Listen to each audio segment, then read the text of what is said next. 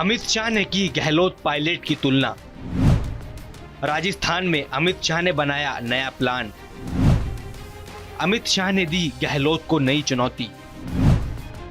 राजस्थान में बीजेपी की किन जिलों पर खास नजर। राजस्थान में इस साल के आखिर में विधानसभा चुनाव होने जा रहे हैं, जिसे लेकर सभी पार्टियों की तरफ से जोरदार प्रचार भी शुरू कर दिया गया है।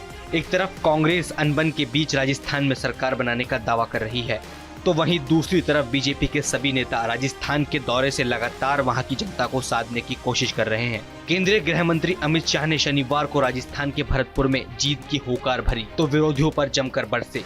शाह ने अशोक गहलोत सरकार पर एक से एक बढ़कर हमले किए। शाह ने कहा कि सचिन पायलट कुर्सी के लिए प्रयास छोड़ना नहीं चाहते और गहलोत कुर्सी पर हर हाल में बने रहना चाहते हैं, लेकिन सरकार तो भाजपा की ही आएगी। जैसे जैसे चुनाव नजदीक आ रहे हैं, वैसे वैसे बीजेपी के सभी दिग्गज नेता राजस्थान का दौरा कर रहे हैं।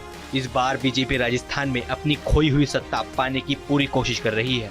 कमजोर सीटों को जीतने के लिए राष्ट्रीय स्तर पर बनी भाजपा की रणनीति तहत केंद्रीय गृह मंत्री शाह ने भरतपुर का दौरा किया। राजस्थान के 7 संभागों में से भाजपा के लिए भरतपुर और जयपुर संभाग ही सबसे कमजोर कड़ी है। मीणा, गुज्जर और एससी बहुल पूर्वी राजस्थान में भाजपा की स्थिति बेहद कमजोर होने के कारण ही केंद्रीय नेताओं के इस क्षेत्र में कई बार दौरे हो चुके हैं। राष्ट्रीय अध्यक्ष जेपी नड्डा का दौरा पहले भी यहाँ हो चुका है। इसके बाद फरवरी में पीएम मोदी भी दौसा में सभा कर चुके हैं, जिसमें भाजपा ने पूर्वी राजस्थान के 8 जिलों से भीड़ जुटाकर खुद की स्थिति को मजबूत करने की कोशिश की। पिछले चुनाव में भरतपुर संभाग भाजपा के लिए सत्ता से बाहर होने का सबसे बड़ा कारण बना। यहाँ पार्टी को बुरी तरह शिकस्त झेलनी पड़ी। वहीं 2018 के विधानसभा चुनाव में महज एक सीट पर ही अटक गई, लेकिन बाद में आपसी नाराजगी की वजह से बीजेपी ने वो सीट भी खो दी। यानी भरतपुर संभाग में आज की स्थिति में बीजेपी का कोई विधायक नहीं। पूर्वी राजस्थान की हार ने ही बीजेपी को सत्ता से बाहर किया था। अब अमित शाह इन्हीं कमजोर सीटों को साधने की कोशिश कर रहे हैं। इस साल राजस्थान का विधानसभा चुनाव एक अलग मोड़ ले रहा है। ये बात हम इसलिए बोल रहे हैं क्योंकि राजस्थान में गहलोत और पायलट के बीच की अनबन ने कांग्रेस के सियासी जनाधार को कमजोर करने में कोई कसर नहीं छोड़ी। एक तो पहले से ही कांग्रेस का सियासी जनाधार कमजोर होता हुआ दिखाई दे रहा था,